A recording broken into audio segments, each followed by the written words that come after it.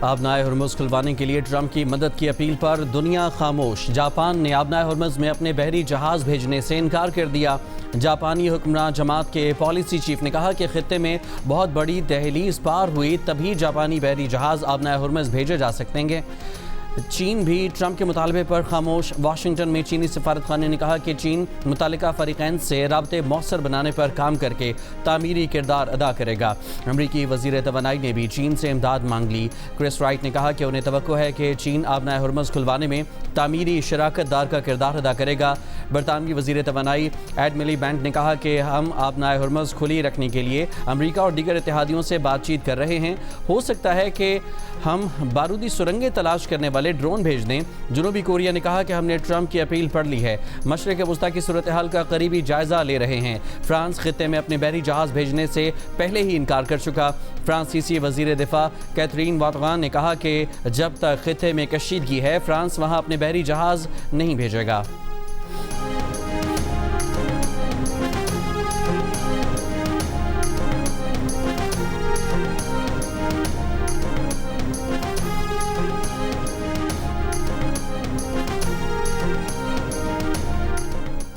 Iran ने America से seize fire या मुज़ाकरात को यकसर मुस्तरद कर दिया। अमरीकी मीडिया से गुफ्तगू में ईरानी वज़ीर ख़ारजा अब्बास अराग़ची ने कहा कि तवील अरसे तक मुल्की दिफा की ठान रखी है। बातचीत के दौरान अमरीका और इसराइल ने ईरान पर हमला किया। हम अब अमरीका से क्यों बात करें? इससे पहले ईरानी वज़ीर ख़ारजा का कहना था कि अमरीका आबनाए हुर्मुज़ खुलवाने के लिए दीगर मुल्कों हत्ता कि चीन से भीख मांगने पर मजबूर हो चुका। खित्ते में अमरीका की सिक्योरिटी छतरी में लातादाद सुराख हैं। आबनाए हुर्मुज़ अमरीका और उसके इत्तेहादियों के अलावा सबके लिए खुला है।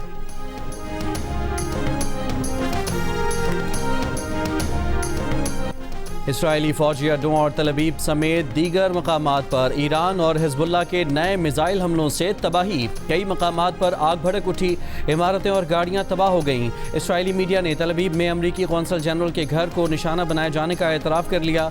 घर को नुकसान पहुँचने की तस्वीर जारी कर दी। पासदारान इंकलाब का कहना है कि तेज़ तरीन सजील मिसाइलों से इसराइली फ़िज़ाई ऑपरेशन के कमांड एंड कंट्रोल मरकज़ को निशाना बनाया गया। दो हैकल मिसाइलों से इसराइल के सनती मराकज़ को भी निशाना बनाया गया। यहूदियों के कदम उखड़ रहे हैं। इसराइली पुलिस के मुताबिक ईरान ने क्लस्टर वॉरहेड मिसाइल से हमला किया। क्लस्टर वॉरहेड से निकलने वाले छोटे बमों ने मुख्तलिफ जगहों को निशाना बनाया। 24 घंटों में 100 से ज़ायद इसराइलियों के ज़ख्मी होने की तस्दीक। इसराइली शहरी हमलों से तंग आ गए। कहा हर घंटे 1.5 घंटे बाद मिसाइल गिरते हैं। इसराइल पर लबनान से भी हमले।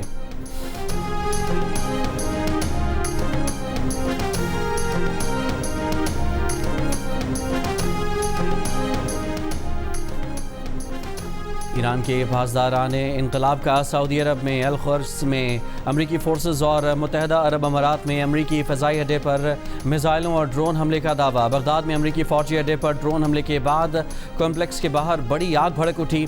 इराक़ी शहर अरबिल में हमले के बाद ऑयल रिफाइनरी शोलों की लपेट में आ गई। कुवैत के बैनुल अक़वामी हवाई अड्डे पर ड्रोन हमले में रेडार सिस्टम को नुकसान पहुँचा। सऊदी अरब का 10 और कुवैत का 5 ईरानी ड्रोन तबाह करने का दावा।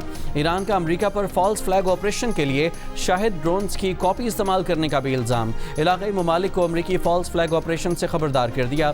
ईरान की कौमी सलामती के मुशीर अली लारजानी ने कहा है कि सुना है एप्स्टीन टीम की बाक़ियात ने 9/11 जैसा वाक़या करने और इल्ज़ाम ईरान पर लगाने की साजिश तैयार की है। ईरान बुनियादी तौर पर ऐसे दहशतगर्द मंसूबों का मुखालिफ है। ईरान की जंग अमरीकी अवाम के साथ नहीं है।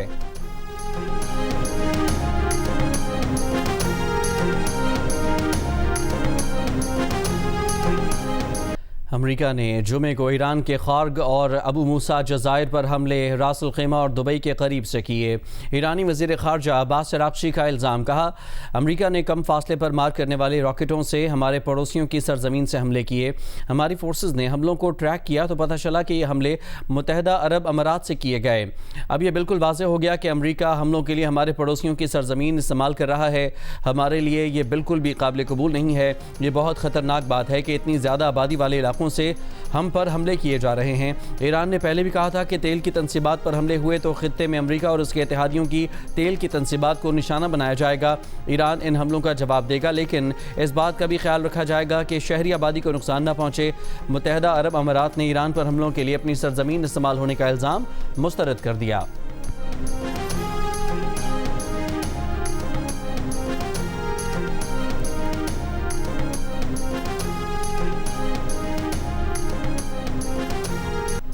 ईरान के शहर इस्फहान में अमरीकी और इसराइली मिसाइलों के हमले, 15 अफराद शहीद। शिराज में भी रहायशी इलाके को निशाना बनाया गया। हमलों से ईरान के खलाई रिसर्च मरकज़ को भी नुकसान पहुँचने की इतलात। 28 फरवरी से अब तक ईरान पर हमलों से शोहदा की तादाद 1400 से तजावुज़ कर गई।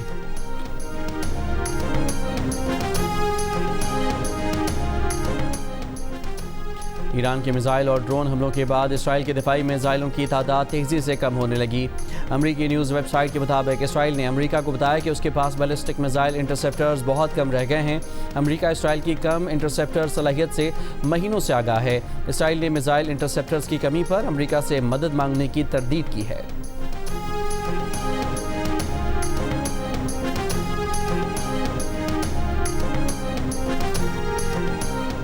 मकबूजा मगरबी किनारे में इसराइली फ़ौज की गाड़ी पर फायरिंग। फ़लस्तीनी हुकाम के मुताबिक इसराइली फ़ौज की फायरिंग से एक ही ख़ानदान के 4 अफराद शहीद और 2 अफराद ज़ख्मी हो गए। शहीद फ़लस्तीनियों में माँ बाप, 5 और 7 साल के 2 बेटे शामिल हैं। ज़ख्मी बच्चों की उम्रें 8 और 11 बरस हैं। इसराइली फ़ौज ने इल्ज़ाम लगाया है कि गाड़ी तेज़ी से फ़ौजी एहलकारों की जानिब आ रही थी। हुकाम के मुताबिक गज़ा में पुलिस की गाड़ी पर फ़ज़ाई हमले में 8 अफराद शहीद हुए।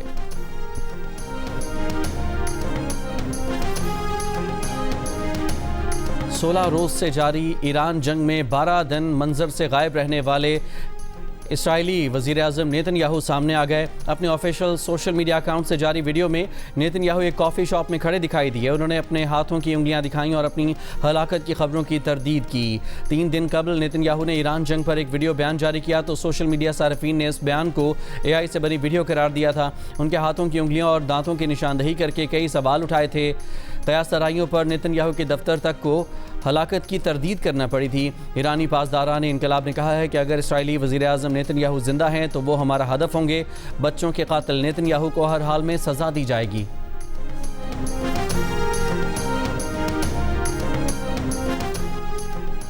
कैथोलिक मसीहियों के मजहबी पेशवा पोप लियो ने कहा है कि मशरिक़ वस्ता के लोग 2 हफ्तों से जंग के हौलनाक तशद्दुद का शिकार हैं। स्कूलों, अस्पतालों और रहायशी इलाकों पर हमलों में अपने प्यारों को खोने वालों के लिए दुआ गो हैं।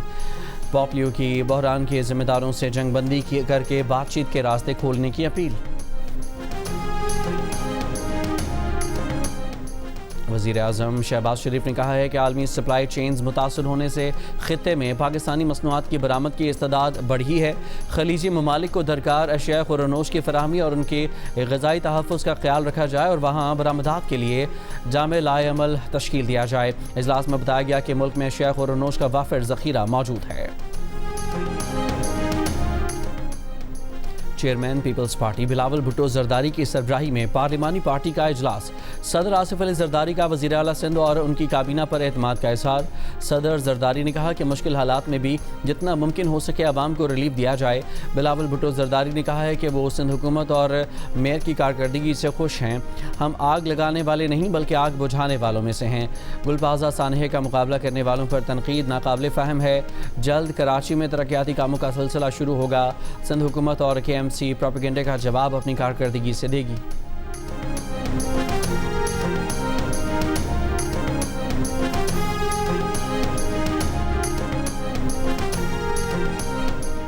मुल्क में पेट्रोलियम मसनूआत के ज़खायर इत्मीनान बख्श सतह पर हैं। रोज़नामा जंग के नुमाइंदे मेहताब हैदर की रिपोर्ट के मुताबिक किल्लत से बचने के लिए हुकूमत ने खलीजी खित्ते से ईंधन के मुतबादल फराहमी के इंतजाम कर लिए हैं। वज़ीर ख़जाना मोहम्मद औरंगज़ेब की ज़ेर सदारत इजलास में पेट्रोलियम ज़खायर, दरामदी इंतजामात और सप्लाई चेन का तफसीली जायज़ा। हुकाम के मुताबिक खलीजी ममालिक से मज़ीद कार्गो भी रास्ते में हैं ताकि कौमी ज़खायर को मज़ीद मजबूत बनाया जा सके। तीसरे एक रोज़ा मैच में बांग्लादेश ने पाकिस्तान को 11 रन से शिकस्त देकर 3 मैचेस की सीरीज़ 2-1 से अपने नाम कर ली। मैच में बांग्लादेश ने पहले बैटिंग में 5 विकेट पर 290 रन बनाए। तंजीर हसन ने 107 रन की इनिंग्स खेली। जवाब में पाकिस्तानी टीम आखिरी गेंद पर 279 रन बनाकर आउट हो गई। सलमान अली आगा 106 रन बनाने में कामयाब रहे। तस्कीन अहमद ने 4 और मुस्तफिजुर रहमान ने 3 विकेटें हासिल की। मैच जियो सुपर से बराह रास्त नशर किया गया। अफगानिस्तान की बिला इश्तियाल कार्रवाई के खिलाफ पाक फौज का ऑपरेशन गज़ब लिल हक़ जारी। अब तक फितना अल खवारिज और अफगान तालिबान के 684 दहशतगर्द मारे जा चुके, 912 जख्मी। अफगान तालिबान की 252 पोस्टें, 229 टैंक तबाह। वज़ीर इत्तलात अताउल्लाह तारड़ का कहना है कि 14 और 15 मार्च को अफगान तालिबान की तंसीबात और फितना अल खवारिज के ठिकानों को निशाना बनाया गया। कंधार में तकनीकी मदद और आलात ज़ख़ीरा करने की सहूलत को तबाह कर दिया गया। चित्राल सेक्टर में अफगानिस्तान की बादीनी पोस्ट पर दहशतगर्दों का एक ठिकाना ज़मीनी फ़ौज के ज़रिए तबाह किया गया। सिक्योरिटी फोर्सेस का लकी मरवत में इंटेलिजेंस बेस्ड ऑपरेशन, शदीद फायरिंग के तबादले के बाद 5 खवारिज हलाक, असलहा और गोला बारूद बरामद। ISPR का कहना है कि हलाक खवारिज भारतीय सरपरस्ती में सरगर्म फितना अल खवारिज से ताल्लुक़ रखते थे, दहशत गर्दी की मुतादिद कार्रवाइयों में मुलव्वस थे। वज़ीर दाखिला मोहसिन नकवी की लकी मरवत में खारजियों के खिलाफ कामयाब ऑपरेशन पर सिक्योरिटी फोर्सेस की सताइश। कहा, फितना अल खवारिज के दहशत गर्दों और पुश्त पनाही करने वालों को किसी सूरत नहीं छोड़ेंगे। वफाकी वज़ीर इत्तलात अताउल्लाह तारड़ का कहना है कि बाजोड़ में अफगान तालिबान हुकूमत की जानिब से बेगुनाह शहरियों पर हमला किया गया। हमले में एक घर को निशाना बनाया गया जिसमें 4 शहरी शहीद और एक बच्चा जख्मी हुआ। शहीद होने वाले चारों भाई हैं। इब्तदाई रिपोर्ट्स के मुताबिक सरहद पार से आर्टिलरी और मार्टर फायर किए गए। शहरी आबादी को निशाना बनाया गया।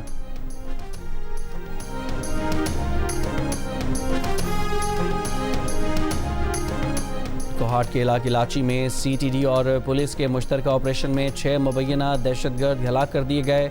DPO कोहाट के मुताबिक दहशतगर्दों से असलहा भी बरामद हुआ है। वज़ीर आज़म शहबाज शरीफ और वज़ीर दाखिला मोहसिन नकवी का खैबर पख्तूनख्वा पुलिस और CTD को खिराज तहसीन।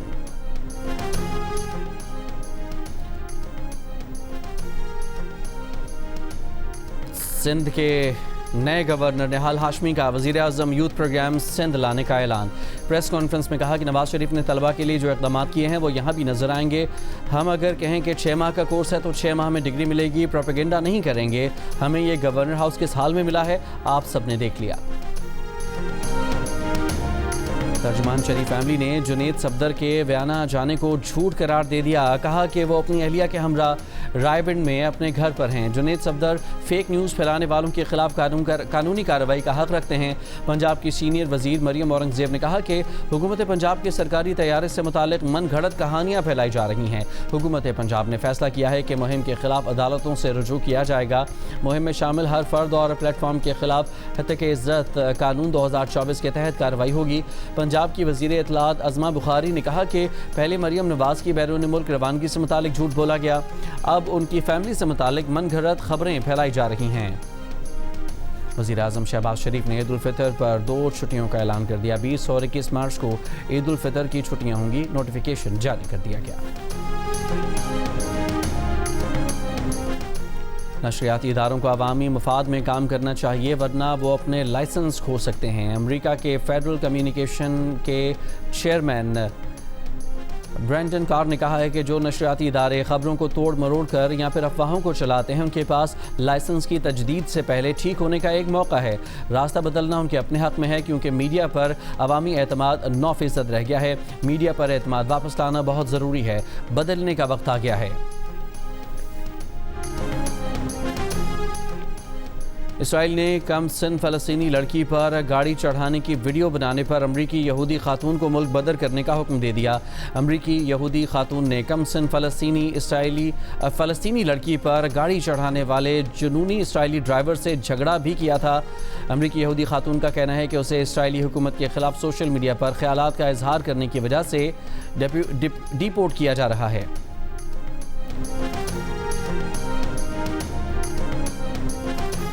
बहरी टैंकर्स की नकलो हरकत पर नज़र रखने वाले प्लेटफॉर्म टैंकर ट्रैकर्स की रिपोर्ट के मुताबिक अमरीकी हमले के बाद ईरान के जजीरे खार्ग से बदस्तूर टैंकर्स पर तेल लोड किया जा रहा है। खार्ग जजीरे पर 7 टैंकर्स तेल लेने के लिए खड़े हैं। 5 टैंकर्स पर तेल लोड किया गया है। 2 तेल लेने के मुंतज़िर हैं। स्विट्ज़रलैंड का अमेरिका के 2 फौजी परवाज़ों को फ़ज़ाई हदूद इस्तेमाल करने की इजाज़त देने से इनकार। कहा, गैर जानिबदारी के कानून के तहत जंग से मुतालिक फ़ौजी परवाज़ों की इजाज़त नहीं। अमेरिका की 3 दीगर परवाज़ों को फ़ज़ाई हदूद इस्तेमाल करने की इजाज़त है। इंसानी और तिब्बी इमदाद से मुतालिक परवाज़ों को इजाज़त दी जा सकती है। ज़ख्मियों की मुंतकली और गैर जंगी परवाज़ों की इजाज़त है। लंदन में यौमुल कुद्स मनाने और ईरानी हुकूमत के ख़िलाफ़ मुखालिफत में निकलने वाले मुजाहिरीन आमने सामने आ गए।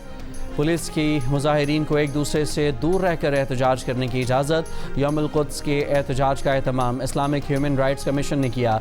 यौमुल कुद्स के मुजाहरे में शरीक अफराद की अमरीका और इसराइल के ख़िलाफ़ नारे, दूसरी जानिब के मुजाहिरीन के ईरानी हुकूमत के ख़िलाफ़ नारे। मशरक़ वस्ता के हालात की वजह से अप्रैल में होने वाली फार्मूला 1 की 2 रेसें मनसूख।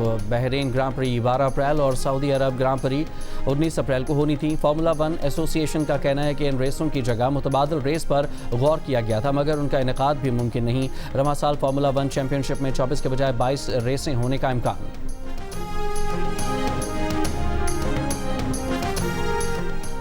पाकिस्तान और सऊदी अरब इलाकाई कशीदगी के हल और इसे मुस्लिम ममालिक के दरमियान तसादुम में तब्दील होने से रोकने के लिए कोशिशें कर रहे हैं।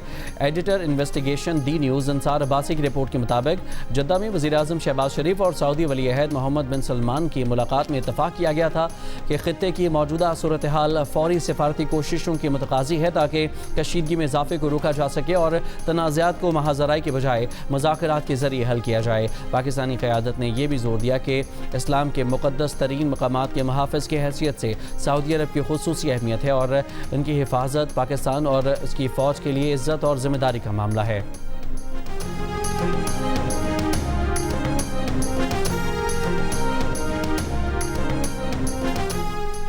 इस्लामाबाद की इस्लामिक यूनिवर्सिटी के फैसल मस्जिद कैंपस में तेंदुआ आ गया। यूनिवर्सिटी के हुदूद में तेंदुए के घूमने की वीडियो भी सामने आ गई। 2 माह कबल भी इस्लामिक यूनिवर्सिटी के इसी कैंपस में तेंदुआ देखा गया था। पंजाब के बेशतर अजला में बारिश से मौसम खुशगवार। लाहौर, इस्लामाबाद, मुल्तान, गुजरात और सरगोधा समेत पंजाब के मुख्तलिफ हिस्सों में बारिश। लाहौर के मुख्तलिफ इलाकों में मूसलाधार बारिश और जालाबारी भी हुई। खैबर पख्तूनख्वा में, पेशावर और हंगू में भी बादल बरसे। आज़ाद कश्मीर में वक्फे से बारिश का सिलसिला जारी। सयाहती मकामात अड़ंकेल, तावबट, लोअर ग्रीस, शोंठर और जागरा वैली में बारिश। ठंडी हवाएं चलने से मौसम सर्द हो गया। बम्बर, आज़ाद कश्मीर और नवाही इलाकों में तेज़ हवाओं के साथ बारिश। दूसरी तरफ कराची में दिन के औकात में मौसम गर्म रहा।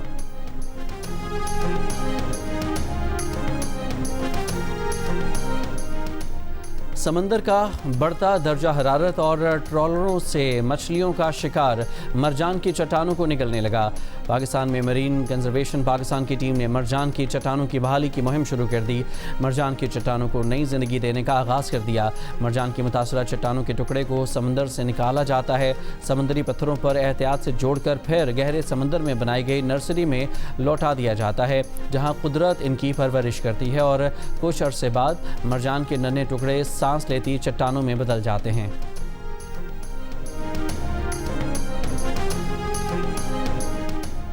मक्का मुकर्रमा रीजन, जद्दा और गिरदोनवा के इलाकों में गर्द आलूद तूफान। तर्जुमान कौमी मरकज़ मौसमियात, हद निगाह कम। हवाएं 37 किलोमीटर फ़ी घंटा की रफ्तार से चल रही हैं। चैंपियंस ट्रॉफी के फातेह पाकिस्तान के साबिक कप्तान सरफराज अहमद ने इंटरनेशनल क्रिकेट को खैर बात कह दिया। विकेट कीपर बैटर ने 54 टेस्ट, 117 वनडे और 61 T20 में पाकिस्तान की नुमाइंदगी की। 100 इंटरनेशनल मैचेस में कप्तानी भी की। इंटरनेशनल क्रिकेट से रिटायरमेंट के ऐलान के बाद पाकिस्तान क्रिकेट टीम के साबिक कप्तान सरफराज अहमद की पाकिस्तान क्रिकेट बोर्ड के चेयरमैन मोहसिन नकवी से मुलाकात। मोहसिन नकवी ने पाकिस्तान क्रिकेट के लिए सरफराज अहमद की खिदमात को सराहा। कहा, पाकिस्तान क्रिकेट आपके तजुर्बे और सलाहियतों से इस्तिफादा जारी रखेगी।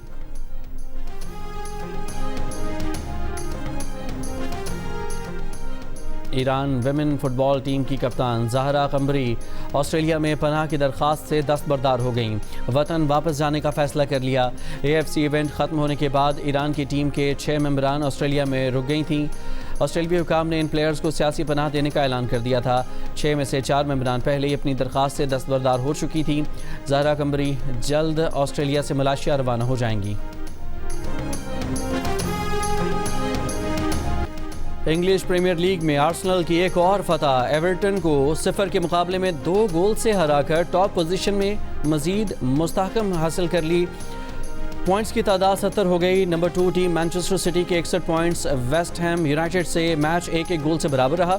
एक और मैच में न्यूकासल यूनाइटेड ने चेल्सी को 1 गोल से हरा दिया।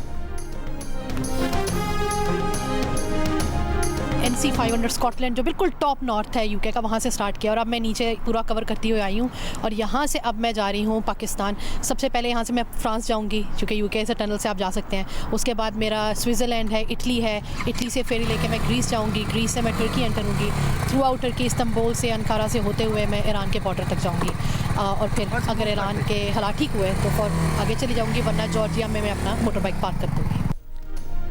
पाकिस्तानी निजात बरतानवी खातून गुलफिशां तारिक लंदन से मोटरसाइकिल पर लाहौर के लिए रवाना हो गई। गुलफिशां तारिक ने कहा कि अगर औरत आज़म कर ले तो कुछ भी कर सकती है। सफ़र का मकसद पाकिस्तान में ख़वातीन के हुकूक़ से मुतालिक आगाही पैदा करना है। गुलफिशां तारिक का कहना है कि सफ़र का मंसूबा ईरान जंग से पहले बनाया था। ईरान तक तो सफ़र कन्फर्म है, हालात सही हुए तो फिर आगे का भी सफ़र होगा। कंप्लीट हो गई है और अब मैं कश्मीरी बैंगल्स ले रही हूँ। यहाँ पर कश्मीरी चूड़ियाँ लेने आई हूँ मैं, और अपने सूट के हिसाब से आजकल बहुत ट्रेंडिंग पे है तो सब ले रही हैं, इसलिए मैं भी लेने आ गई। हमारी शॉपिंग हो चुकी है और भी कुछ हो रही है। अब बच्चे अभी तक लगे हुए हैं, बच्चों का बिल्कुल भी दिल नहीं भर रहा। शौक होता है तो हर किसी को होता है शौक चूड़ियों का, तो अब हमारा ये है कि हम चूड़ियाँ लें, पहने, ईद पे अच्छे से तैयार हों। ये तो वही साल में एक दफ़ा ईद आती है भाई, इसकी तो बात ही अलग है। रमज़ान में इफ्तार के बाद शॉपिंग करने की तो बात ही अलग है भाई। मैंने बहुत सारी चीज़ें खरीद ली है, बस बैग वगैरह रह गए जो आज मैंने खरीदनी है। इस ईद पर हर लड़की को बस घुंघरुओं वाली छन छन करती कश्मीरी चूड़ियों की तलाश। ऑनलाइन ट्रेंड से शुरू होने वाला जादू बाजारों में सर चढ़कर बोलने लगा। मार्केटों में ईद के जोड़े की मैचिंग चूड़ियों के हुसूल की दौड़ उरूज पर।